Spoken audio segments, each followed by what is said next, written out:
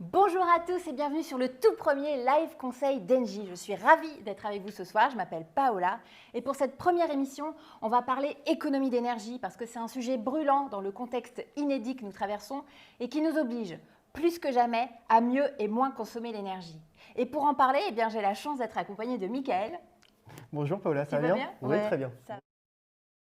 Michael, il est expert de ces questions et va pouvoir répondre de manière très concrète pour savoir quels sont les leviers dont on dispose, nous particuliers, pour faire des économies dans notre logement. Alors vous, cher public qui êtes en train de nous regarder, surtout n'hésitez pas à poser vos questions, on va y répondre. Et voilà, donc l'idée c'est qu'on soit dans l'échange, donc n'hésitez pas, j'ai ma petite tablette pour suivre. Et puis bon, nous c'est notre premier live, donc voilà, j'espère que vous serez indulgents avec nous, mais ça va très bien se passer. Alors écoute Mickaël, on va rentrer dans le vif du sujet, ne perdons pas de temps. Donc est-ce que tu peux me dire quels sont les leviers dont on dispose pour faire des économies d'énergie?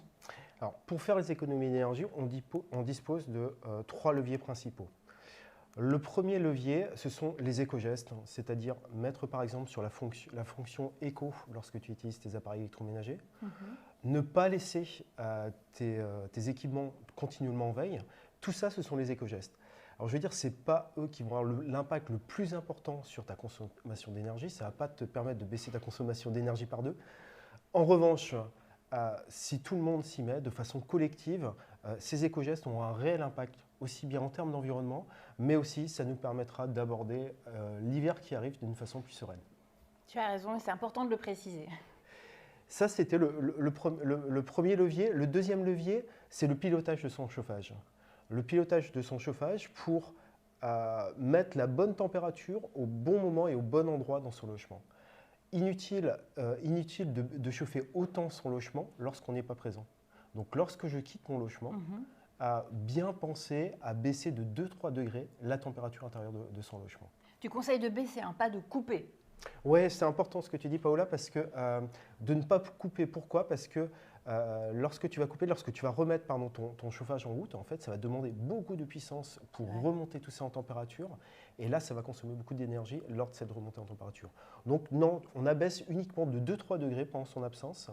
Et ça va te permettre de faire des économies. Et en plus, ça va permettre de conserver son confort, puisque tu ne seras pas présent pendant cette période. D'accord, très bien. Ça, c'était le second levier.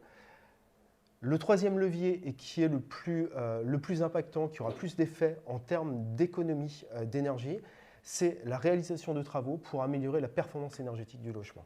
D'accord, très bien. Donc on va aborder de manière plus précise ce troisième levier, qui est donc de faire des travaux de rénovation énergétique. Mais avant de se lancer, est-ce que tu peux me dire qu'est-ce que c'est exactement que la performance énergétique d'un logement?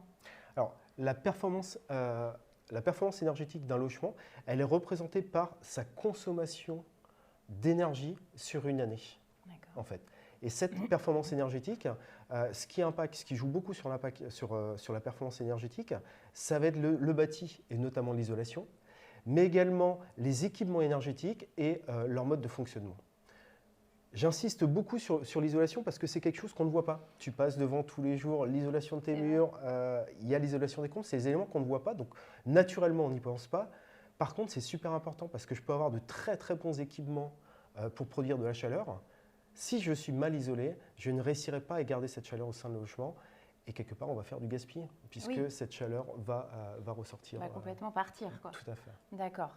Et alors, concrètement, comment est-ce qu'on la mesure, cette performance énergétique? Est-ce que moi, je peux la mesurer? Alors, sur la première question, comment on la mesure? Au travers d'une étiquette énergétique. Au travers d'une étiquette énergétique, le résultat, en fait, le résultat de ce bilan énergétique va te donner une étiquette énergétique qui va de A à G. A étant les logements les plus performants en termes de consommation. On voit à l'écran les deux pyramides qui représentent… Tout à fait. Sur l'écran de gauche, tu vois justement les résultats de la performance énergétique de ton logement.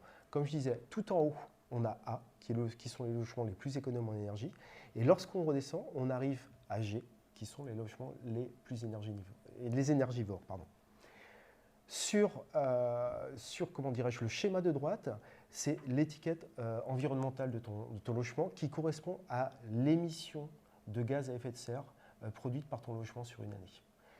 pareil, plus on est dans le bas, c'est-à-dire on va de A à G. Au niveau G, ce sont les logements qui émettent le plus d'émissions de gaz à effet de serre. Et en A, ce sont ceux qui émettent le moins. D'accord. Il y avait une question, la seconde question que tu avais, Paola, c'est de se dire, est-ce que je peux le faire moi-même? Bonne mémoire. Tu ne peux pas le faire toi-même, notamment dans le cadre,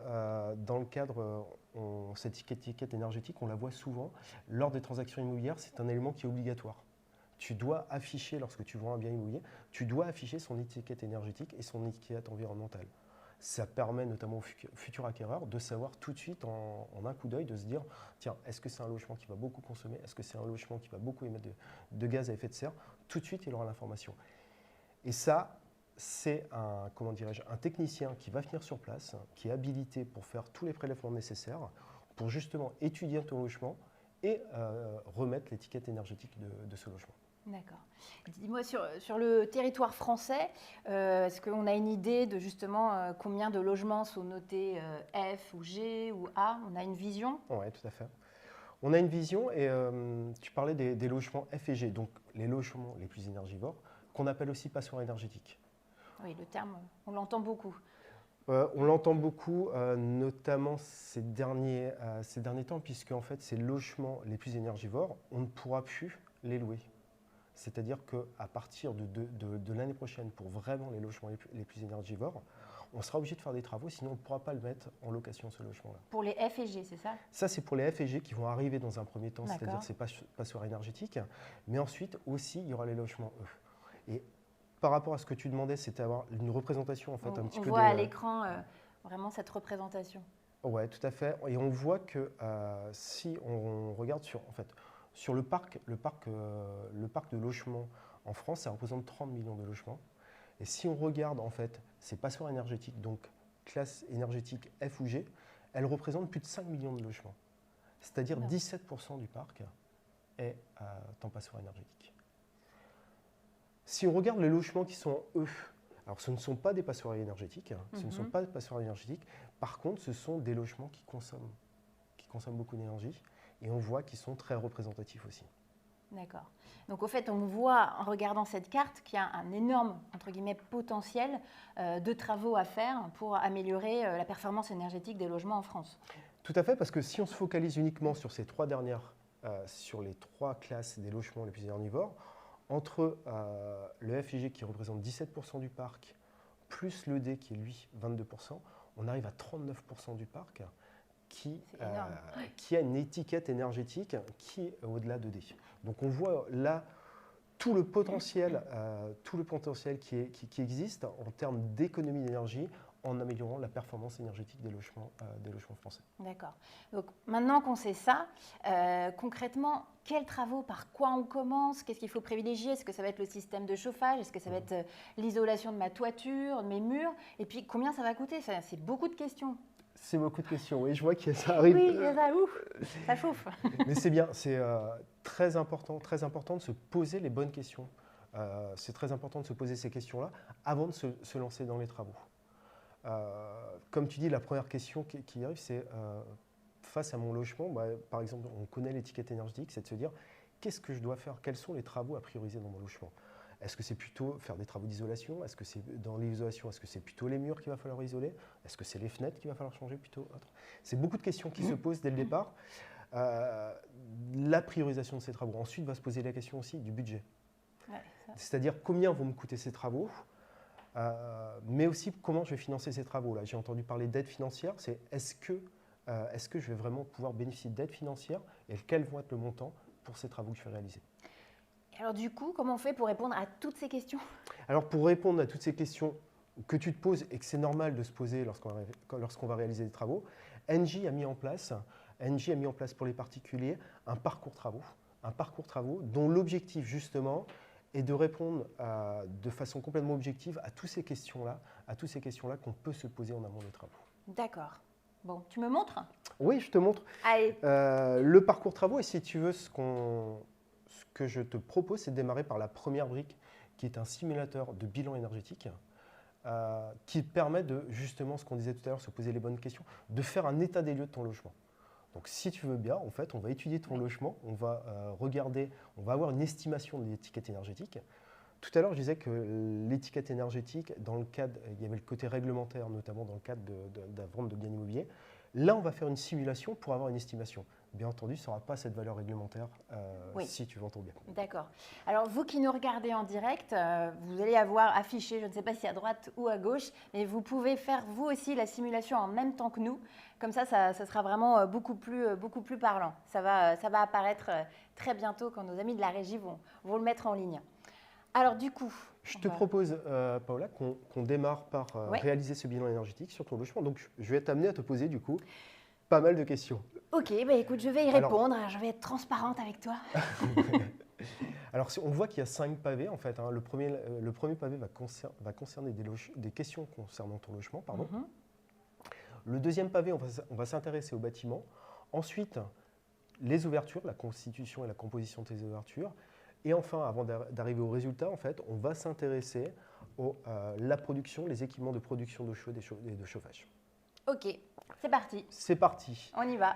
Au niveau de ton logement, Paola, le type de logement, c'est une maison ou un appartement? J'ai la chance d'habiter une maison. D'accord. Attends, je regarde en même temps les questions. Alors, tant qu'à faire, on répond en live. D'accord. C'est Stéphane qui nous demande, est-ce que la performance énergétique de la maison que j'ai achetée et qui a maintenant 15 ans a pu se dégrader avec le temps? Alors, la performance, elle a pu se dégrader, oui, parce que, comment dirais-je, la durée de vie des matériaux, au fur et à mesure des années, oui, cette performance se dégrade. D'accord. Ce qu'on ne sait pas, c'est, Stéphane, quand tu as acheté la maison, déjà dans quel état elle était et s'il y avait déjà eu des travaux qui ont été faits. Donc, c'est pour ça que c'est un petit peu compliqué d'y répondre. Comment passer de date… Juste peut-être pour préciser, il y a une durée de validité sur un diagnostic de performance énergétique qui donne justement cette étiquette énergétique-là.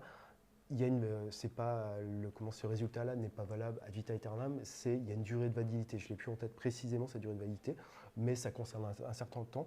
Au bout de 15 ans, par exemple, il est nécessaire, bien entendu, de refaire un diagnostic de performance énergétique pour apprécier en fait, la performance du logement.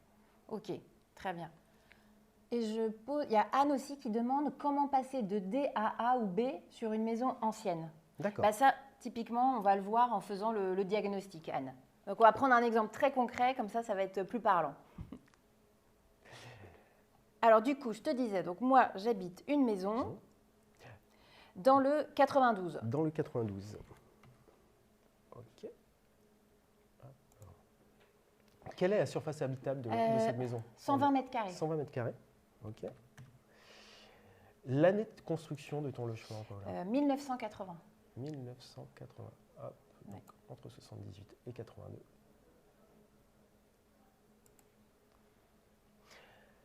Comment est configuré ton logement? C'est un joli carré. C'est un joli carré.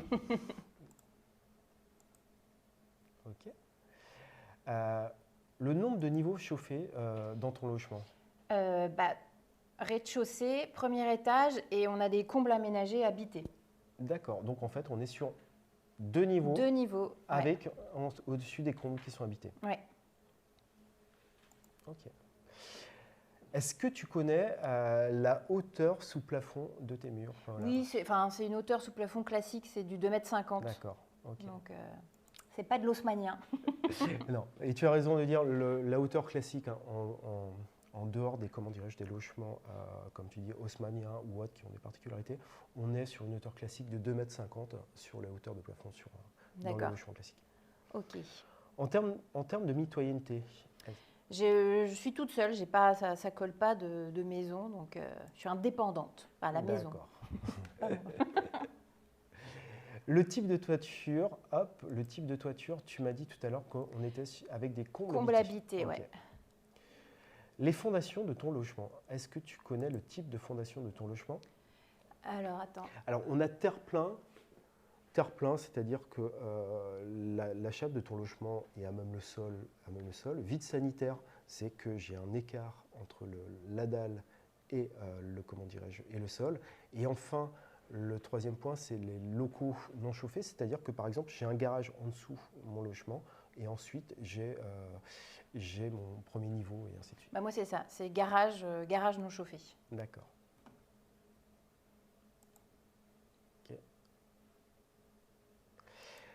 On a renseigné les éléments concernant le bâtiment. Au niveau de l'isolation, est-ce qu'il y a déjà eu des travaux d'isolation des murs sur ton logement? Non. J'ai un peu peur de la note, là. Sois rassuré, Paola. Ce qui est important, on va voir la note, hein, mais ce qu'il faut retenir, ce qui est important, là, ce qui va permettre, là, Paola, c'est d'avoir une vision globale de ton logement, c'est-à-dire de connaître les points forts de ton logement et aussi qu'est-ce qu'il faut mettre en place pour améliorer la performance énergétique dans son logement. Oui, tu as raison. La note, c'est surtout un élément de départ pour savoir comment améliorer celle-là et surtout sa note énergétique. Tout à fait. Ok, je ne me fiche pas là-dessus. La toiture, est-ce qu'il y a eu des travaux d'isolation? Non. Pas de travaux de toiture. Au niveau de l'isolation du plancher? Oui, par contre, oui, ça on l'a fait. Hop, et peux-tu me dire, c'était après 2000? 2000, oui, après 2000. Après 2000. Je ne sais pas si vous faites le diagnostic en parallèle de votre côté. En tout cas, n'hésitez pas si vous avez des questions, on est là pour y répondre en même temps. Le nombre de logements qu'il y a dans ton... Le nombre de fenêtres, qu'il y a dans ton logement. Attends, laisse-moi visualiser. Je suis à 12 fenêtres. 12 fenêtres, d'accord. 12 fenêtres. 12. Elles sont de quel matériau? Est-ce que c'est du bois, du PVC, de l'aluminium? PVC. C'est du PVC. Et les 12 sont en PVC? Oui.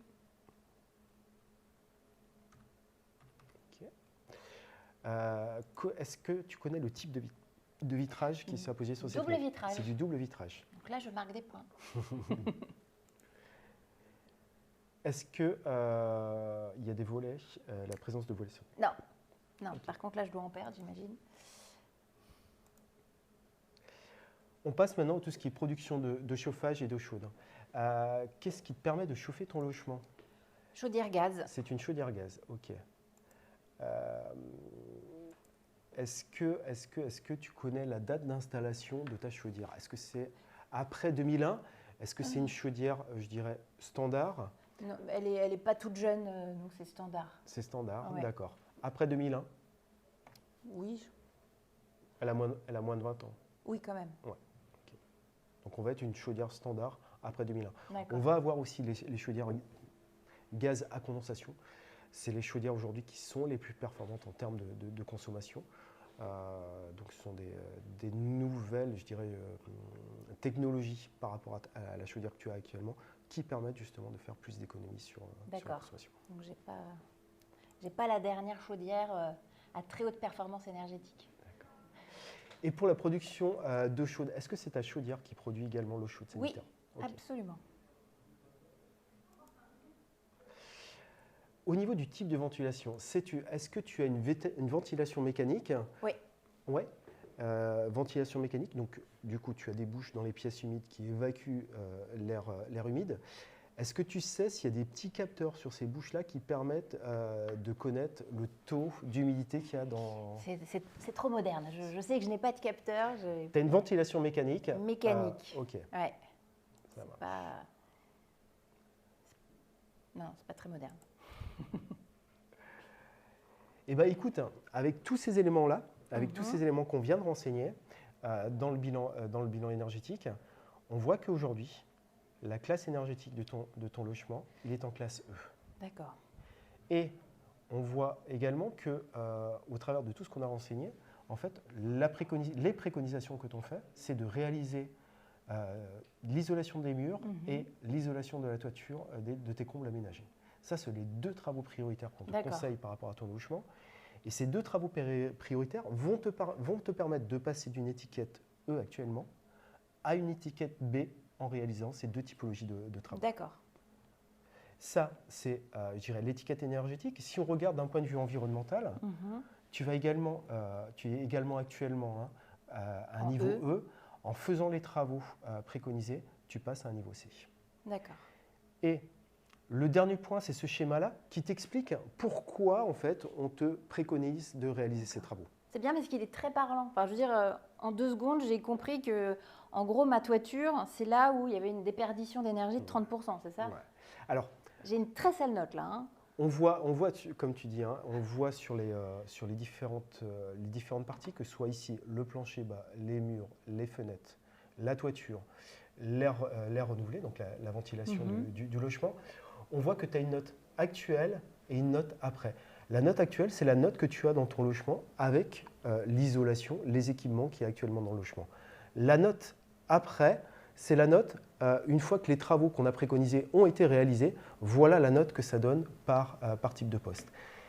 Et en bleu, en fait, ce sont les déperditions du logement, les déperditions du logement par nature.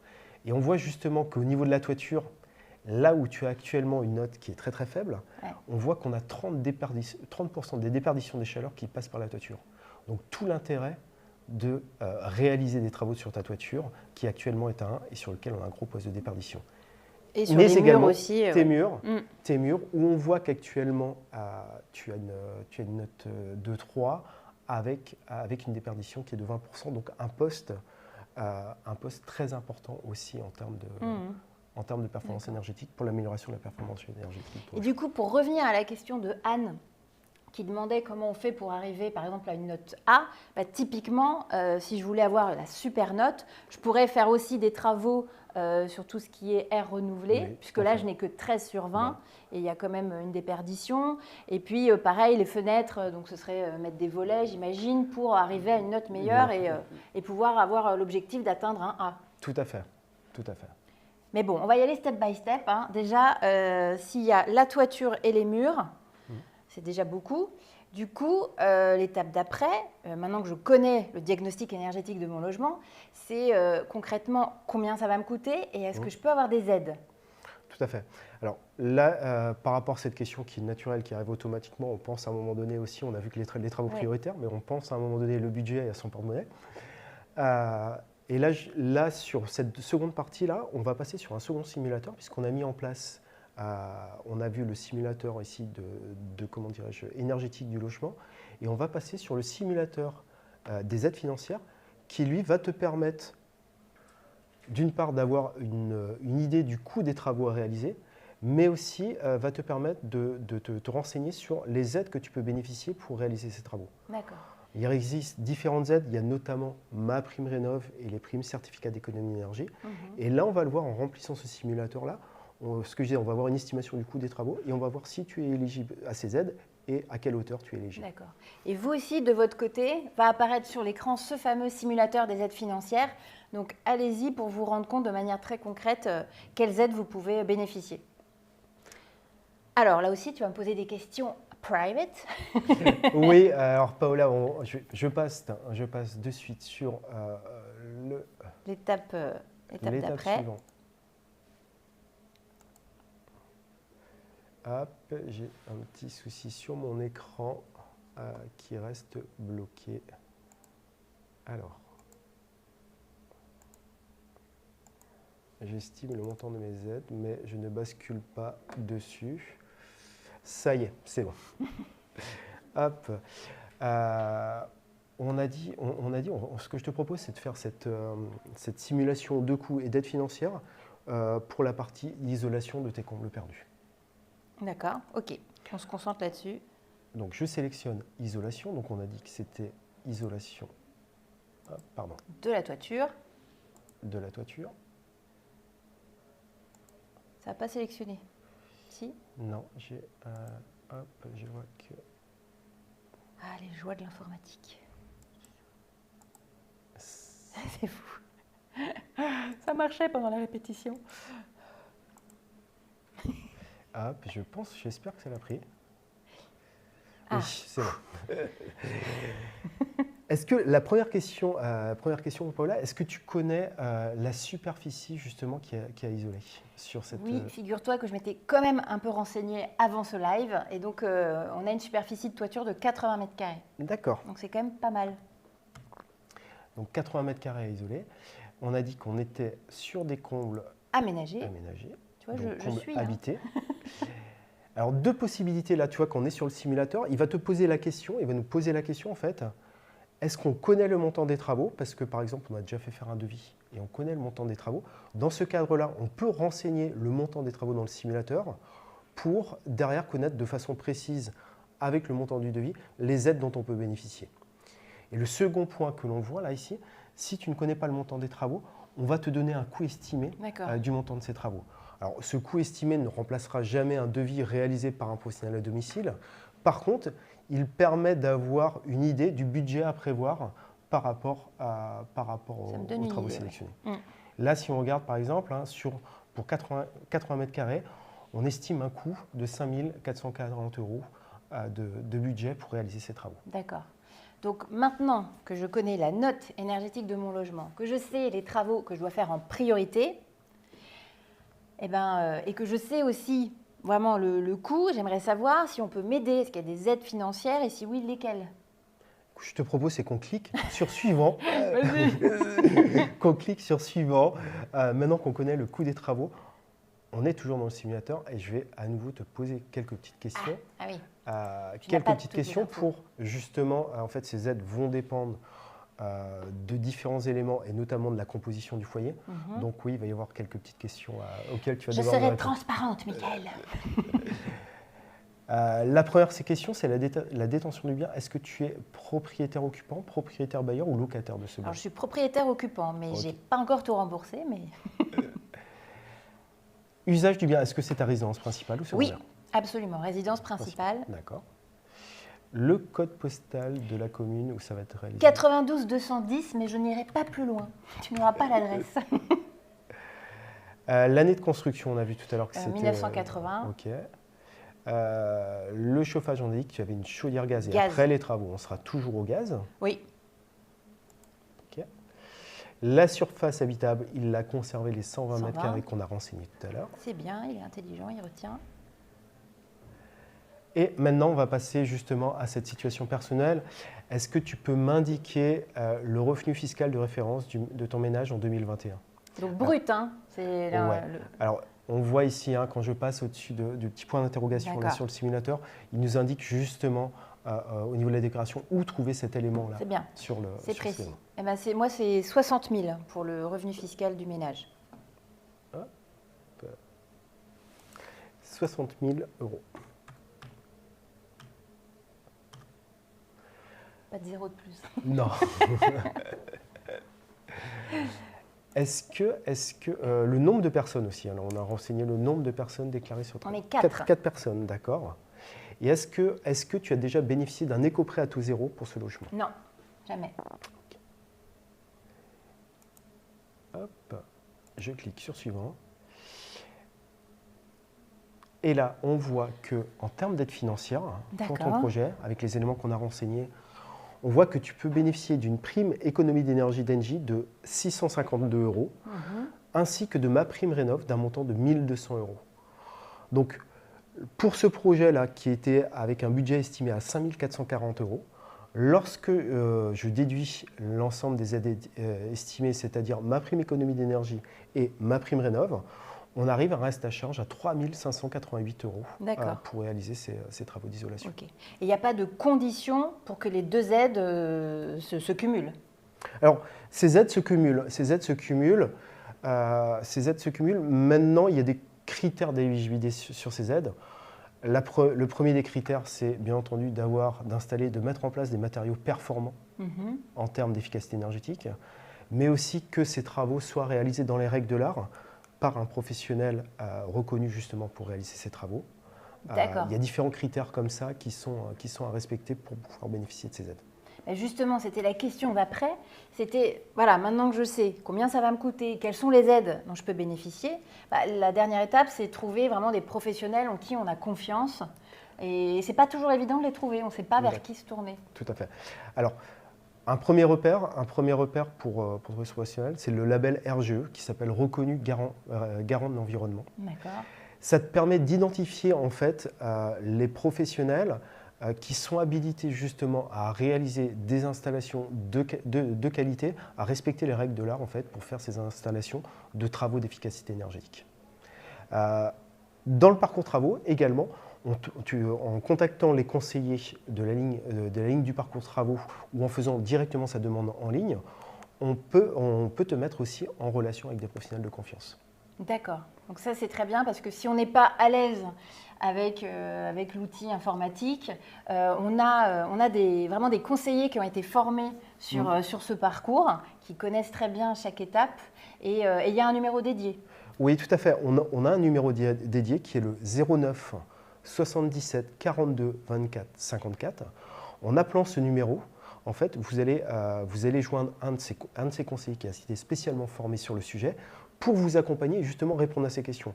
Alors, les questions, là, on était sur le potentiel, mais ça peut être aussi juste à l'instant, lorsqu'on remplissait le simulateur, que ce soit les simulateurs d'étiquette énergétique ou le simulateur en fait, des aides financières, à tout moment, on peut contacter les conseillers pour obtenir des éléments sur ce projet. D'accord.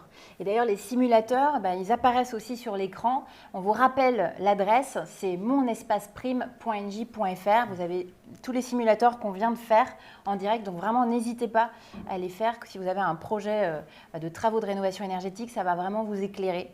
Donc, en tout cas, un grand merci, Mickaël, parce que grâce à toi, on voit que c'est en quelques clics, on a vraiment, en tout cas, une idée précise de la note énergétique de son logement. Et puis ensuite, on voit qu'est-ce qu'il faut prioriser, comment on peut être aidé financièrement. Donc, ça rassure, parce que c'est quand même... c'est ce qu'on a de plus précieux souvent sous son logement. Donc c'est vraiment très utile. Je n'ai pas d'autres questions, mais en tout cas, si vous avez des questions, n'hésitez pas à appeler justement nos conseillers. On vous rappelle le numéro, le 09 77 42 24 54. Ils pourront répondre à toutes vos questions. On espère qu'on a répondu en live à certaines de vos questions. Vous avez passé un bon moment. Nous, en tout cas, on était bien.